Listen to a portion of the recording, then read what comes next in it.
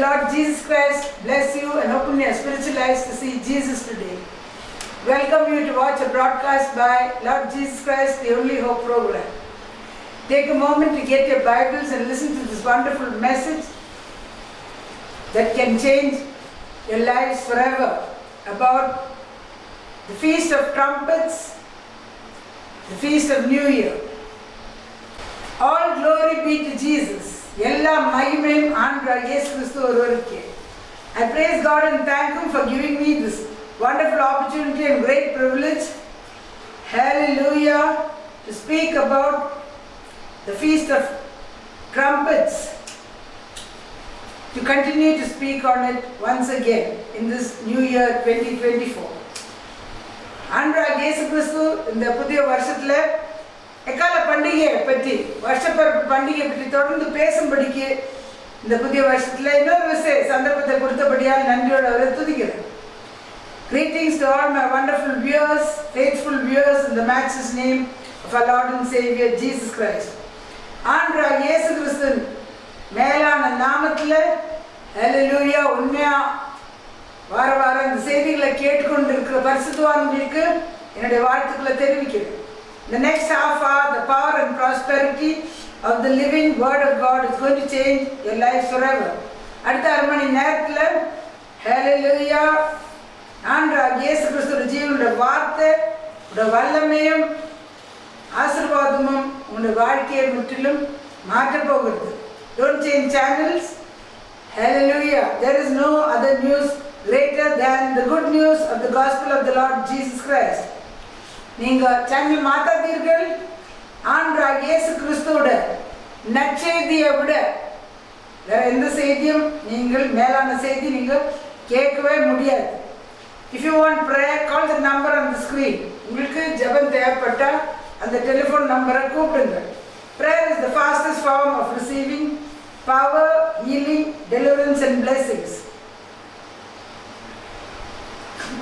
ஜெபம் வழியாக தான் நீங்கள் உடனே அச்சனமே நீங்கள் விடுதலையும் ஆசீர்வாதம் சுகம் ஒரே நேரத்தில் நீங்கள் ஹல்லேலூயா வல்லமையும் பெற்றுக்கொள்ள முடியும். That is faster than lightning is the power of prayer. மின்னல் வேகத்தை விட வேகமானது ஜெபத்தின் வல்லமையா இருக்குது. Hallelujah. Shall we constrain him to come? நாம் அவரை வருந்தி அழைப்போம். Hallelujah.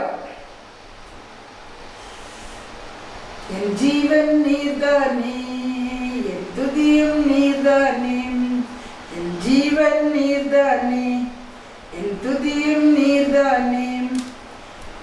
எனக்காய் மரித்தீரே, உமக்காய் வாழ்வேனே.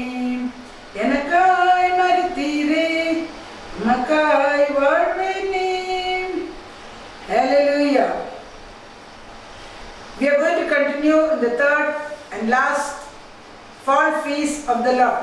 இப்பொழுது நாம் கடைசி பண்டிகையோட மாரிக்கால பண்டிகையோட தொடர்பு முடிவை பார்க்க போகிறோம்.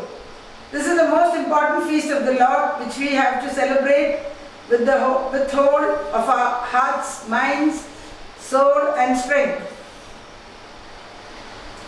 இந்த பண்டிகை விசேஷமா கர்த்தருடைய பண்டிகை நாம் முழு மனதோடும் முழு பலத்தோடும் முழு ஆவியோடும் முழு ஆத்மாவோடும் கொண்டாட வேண்டிய பண்டிகையா இருக்கிறது.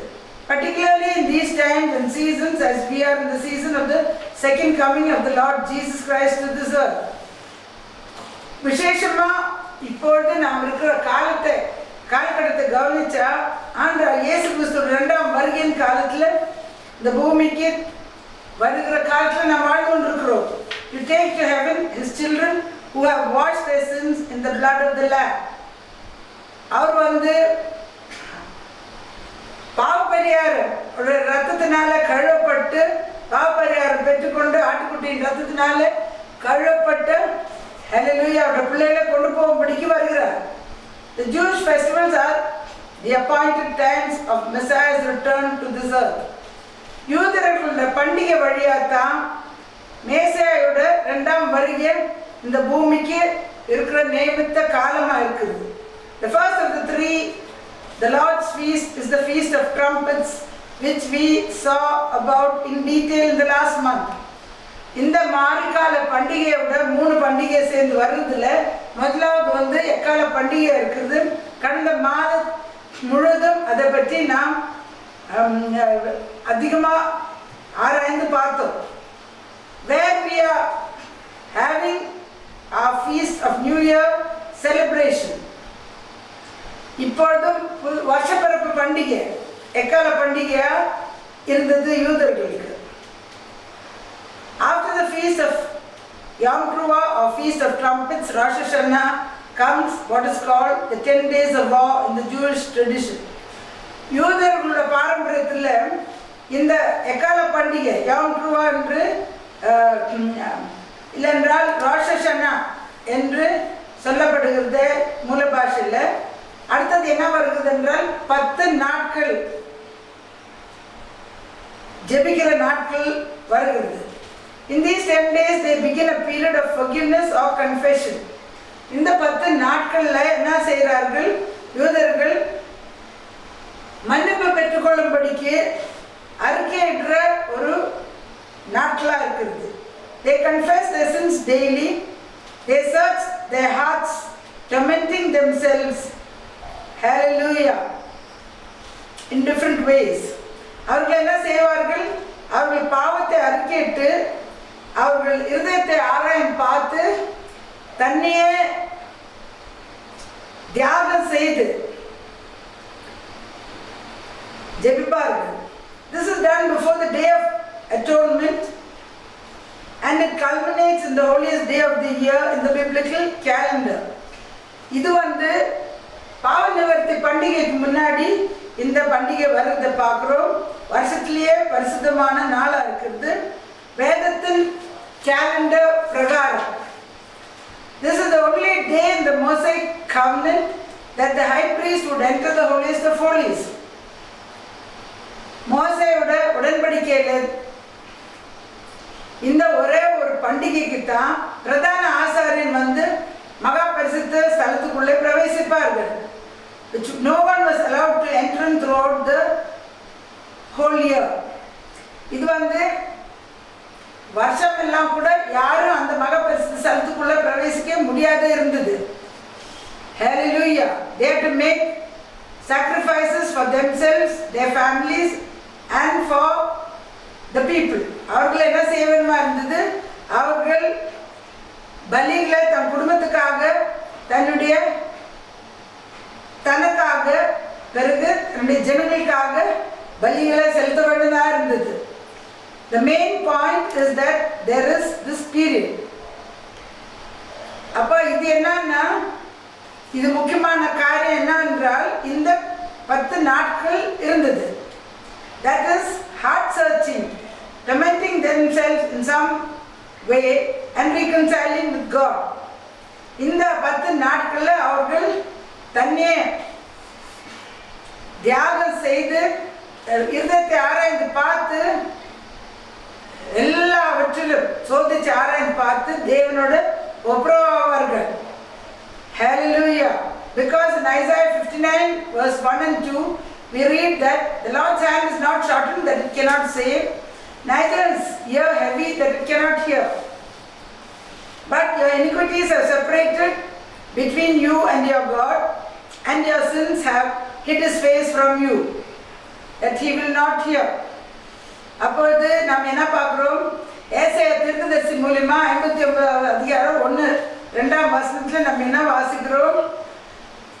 கர்த்தரோட கரம் நம்மை ரட்சிக்கும்படிக்கு குறுகினதும் அல்ல, நம்முடைய ஜெபத்தை கேட்காதபடிக்கு காதும் மந்தமாக இல்லை, ஆனாலும் மனுஷனுடைய அக்கிரமங்கள் ஹல்லேலூயா தேவனுக்கும் மனுஷனுக்கும் நடுவில் பிரிவினை உண்டாக்கி கொண்டிருக்கிறது என்று உங்களுடைய பாவங்கள் தேவனுடைய முகத்தை உங்களுக்கு மறைத்து வைத்திருக்கிறார். That he will not hear. உங்கள் விண்ணப்பத்தை ஜெபத்தை கேட்காதபடிக்கு இருக்கிறார். As we are now in the times and seasons of the second coming of the Lord Jesus Christ to the earth, If you have unconfessed or unforgiven sins, we have to confess and forsake it. அப்ப நாம் இப்பொழுது ஆண்டவராகிய இயேசு கிறிஸ்துவோட இரண்டாம் வருகையின் காலம் நேரத்திலே வாழ்ந்து கொண்டிருக்கிறபடியால் நமக்கு அறிக்கையிடாத பாவங்கள் இருந்தாலோ மன்னிப்பு பெற்றுக்கொள்ளாத பாவங்கள் இருந்தாலோ நாம் அது அறிக்கையிட்டு விட்டுவிட வேண்டும்.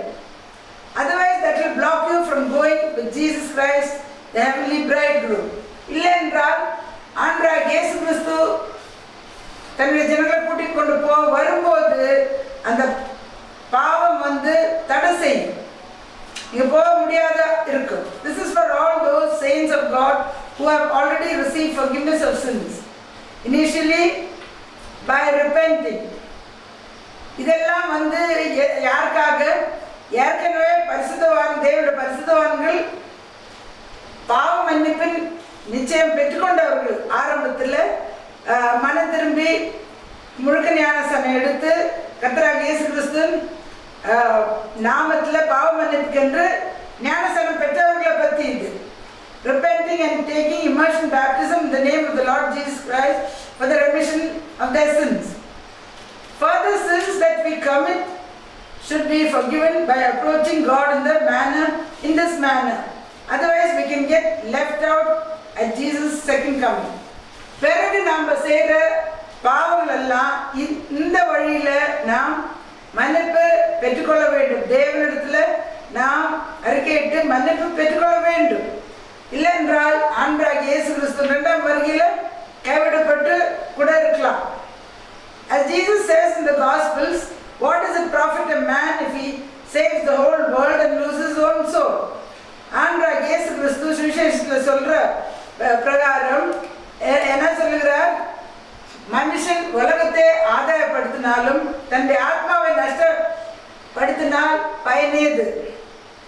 Now is not the time to save the world but to save our own souls.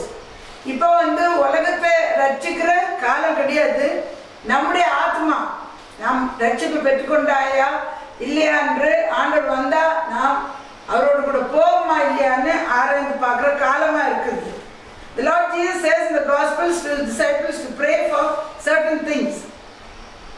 ஆண்டவராகிய இயேசு கிறிஸ்து சுவிசேஷத்துல தன்னுடைய சீஷர்களிடத்துல ஒரு சில காரியங்களுக்காக விண்ணப்பத்துக்காக வேண்டிக் கொள்ளுன்னு சொல்லியிருக்கிறார். And one of them is pray that your flight will not be in the winter or on the Sabbath day. அதுல ஒண்ணு என்னவென்றால் நீங்கள் ஓடி போகிறது மாறி காலத்திலேயோ ஓய்வு நாளிலே சம்பியாதபடி வேண்டிக் கொள்ளுங்கள். Over 40 years back, the Lord Jesus spoke to my senior pastor, Apostle Bishop Dr. Reuben, to pray for regularly. For these requests. 40 வருஷத்துக்கு முன்பாகவே என்னுடைய தலைமை போதகர் அப்பாஸ்டல் பிஷப் டாக்டர் ரூபன் அவர்களிடத்துல ஆண்டவராகிய இயேசு கிறிஸ்து பேசியிருக்கிறார்கள். இயேசு கிறிஸ்து வேண்டிக்கொள்ளுன்னு சொன்ன விண்ணப்பங்களுக்காக ஜெபிக்க வேண்டும் என்று ஆண்டவர் பேசினதை சொல்லி நாங்கள் 40 வருஷம் கிட்டத்தட்ட ஜெபிச்சு கொண்டிருக்கிறோம். Not just for our prayer requests at our own convenient times. நம்முடைய விண்ணப்பங்களுக்காக தொடர்ந்து ஜெபிக்கிறோம், நம்முடைய சௌகரியத்துக்காக கூட நாங்கள் ஜெபிக்கிறோம். அது மட்டும் இல்லாதபடிக்கு இயேசு கிறிஸ்து வேண்டிக்கொள்ளும் சொன்ன விண்ணப்பங்களுக்காக ஜெபிக்க வேண்டும் என்று ஆண்டவர் என்னுடைய தலைமை போகிற இடத்துல பேசியிருக்கிறார்கள். And from then we have been praying for them. அப்பொழுதுலேருந்து நாங்கள் இயேசு கிறிஸ்து சொன்ன காரியங்களுக்காக ஜெபிச்சு கொண்டே இருக்கிறோம். This means that if the Lord Jesus returns in winter, the rain will put out the fire. And if he returns on the Sabbath day, it will obstruct the worship day of God. அப்ப இதுக்கு அர்த்தம் என்னவென்றால் மாறு காலத்துல ஆண்டு வருகை வந்தா மழை வந்து நெருப்பை அவுத்து போடும். பிறகு ஓய்வு நாளில் வருகை வந்தா கர்த்தரோட ஆராதனைக்கு தடை வரும் என்று. Hallelujah. In the same way, unconfessed and unforgiven sins will block us from going with him at his second coming. அதே போலவே அறிக்கையிடாத பாவங்களும் மன்னிப்பு பெற்றுக்கொள்ளாத பாவங்களும் இருந்தா ஆண்டவராகிய இயேசு கிறிஸ்து வரும்போது நமக்கு அவரோட போக முடியாத தடை உண்டாக்கும். Never forget that the 10 who were waiting for the bridegroom to come were all virgins. நீங்கள் மறக்கவே கூடாது, மணவாளனுக்கு காத்து கொண்டிருந்த 10 கன்னிகைகள் எல்லாம் மத்தேயு 25ஆம் அதிகாரத்தில் எல்லாரும் கன்னிகளா இருந்தார்கள். And out of that 5 were left out. எல்லாரும் 10 கன்னியா இருந்துட்டு கூட 5 பேர் கைவிடப்பட்டார்கள் நாம் பார்க்கிறோம். So it is not the unsaved people who were left out.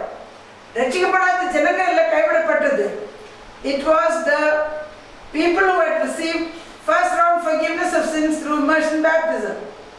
இது ஏற்கனவே முதல்ல பாவ மன்னிப்பு பெற்றுக்கொண்டு அவர்கள் தான் முழுக்க ஞானஸ்நானம் எடுத்திருந்தா கூட அந்த மாதிரி இருக்கிறவர்கள் தான் கைவிடப்பட்டது.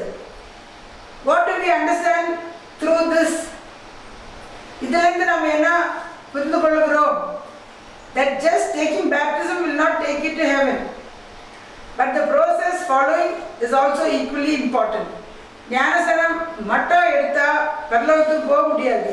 அது பிறகு கர்த்தருடைய வழியில எப்படி நாம் நடக்கிறோமோ அதுவும் முக்கியமா இருக்குதுன்னு பார்க்கிறோம்.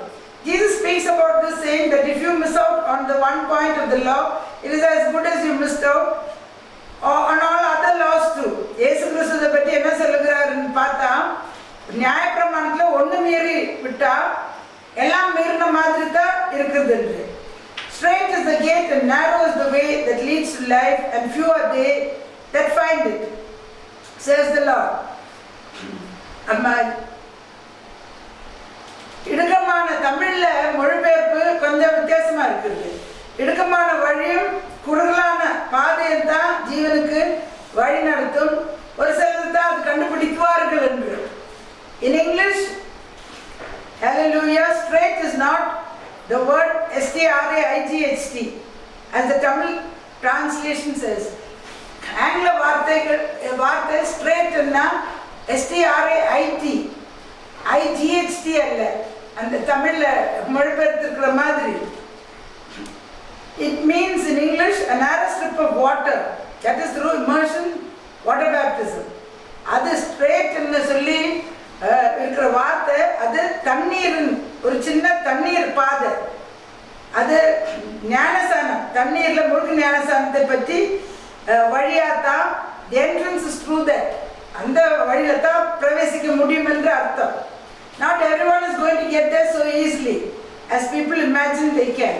ஜனங்க நினைக்கிற மாதிரி அப்படியே சுலபமா போய் கொண்டு சேர முடியாது.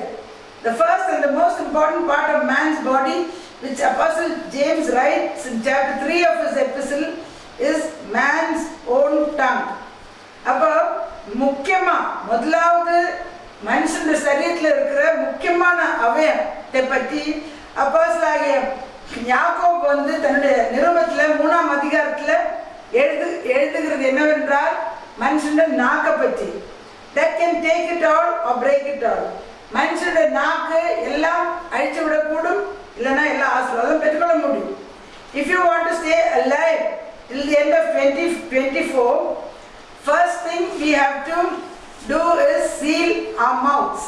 இந்த 2024 வருஷம் முடிவு வரைக்கும் கூட நம்ம இருக்கணும்னு நினைச்சா முதலாவது செய்ய வேண்டிய காரியம் என்றால் வாயை சீல் போட்டு வைக்கணும், முத்திரையிட்டு வைக்க வேண்டும். Proverbs 18:21 says is very clear about this. நீதிமொழிகள் 18ஆம் அதிகாரம் 21ஆம் வசனத்துல இதை பற்றி விளக்கமா எழுதப்பட்டுள்ளது. Hallelujah. Life and death is in the power of the tongue, and they that love it shall eat the fruit of it. ஜீவனும் மரணம் நாக்கின் அதிகாரத்தில் உண்டு. அதை ஹalleluya நேசிக்கிறவர்கள் அதன் பலனை புசிப்பார்கள் என்று. We are too ready to talk justice, but do not open your mouth itself unless the Lord Jesus constrain you to. நாம் நியாயத்தை பேச ரொம்ப தீவிரமா நாம் இருக்கிறோம், ஆனாலும் கர்த்தரே உங்களை உணர்த்தாதபடிக்கு இருந்தா நீங்கள் வாயை திறக்காது இருக்கிறது நல்லது. In Psalm 39 verse 1 to 3 we read David saying, சங்கீதம் 39ல தாவீது சொல்லுகிறத பற்றி நாம் வாசிக்கிறோம். 1-3 வாசனம். I said, I will take heed to my ways, that I sin not with my tongue. I was dumb with silence, I held my peace, even from good. அப்பொழுது தாவீது இங்கே என்ன சொல்லுகிறார்? நானே என் வழிகளை சரிப்படுத்துவேன், என் வார்த்தை, என் பேச்சை சரிப்படுத்துவேன், என் நாக்கினால பாவம் செய்யாதபடிக்கு நான் ஊமை மாதிரி இருந்தேன் என்று, நான் நல்லது பேசும்படிக்கும் கூட பேசாதபடிக்கு மௌனமாக இருந்தேன்னு இங்கே வாசிக்கிறோம். Why shouldn't you speak good, justified things? நம்ம நல்ல காரியம், நியாயமான காரியம் ஏன் பேசக்கூடாது? After all, it is good. அது நல்லதாக தானே இருக்குது. Because even if you speak good things, if the Lord Jesus has not permitted you, then the enemy will make the good you are speaking into bad. அப்பொழுது நாம் நல்ல காரியம் பேசினா கூட ஆண்டவர் இயேசு கிறிஸ்து உங்களுக்கு அனுவாதம் கொடுக்காத இருந்தா சத்ரு நீங்க பேசுற நல்லதை கூட கெட்டதா மாற்றுவார்கள். The problem you are trying to solve will go from bad to worse. நீங்கள் சரிப்படுத்த போகிற பிரச்சனை அது இன்னும் ஜாஸ்தியாத்தான் ஆகும். All of a sudden it will happen like this. திடீர்னு அப்படியே நல்லது பிரச்சனையா மாறிவிடும். Just give, hallelujah, your cares into the hands of the Lord Jesus. நீங்கள் என்ன செய்ய வேண்டும்? நீங்கள் எல்லாவற்றிலும் ஆண்டவர் இயேசு கிறிஸ்து உன்னுடைய நியாயத்தை ஆண்டவர் இயேசு கிறிஸ்துவின் கரத்தில் ஒப்புக்கொடுங்கள். Commit your cause into his hands.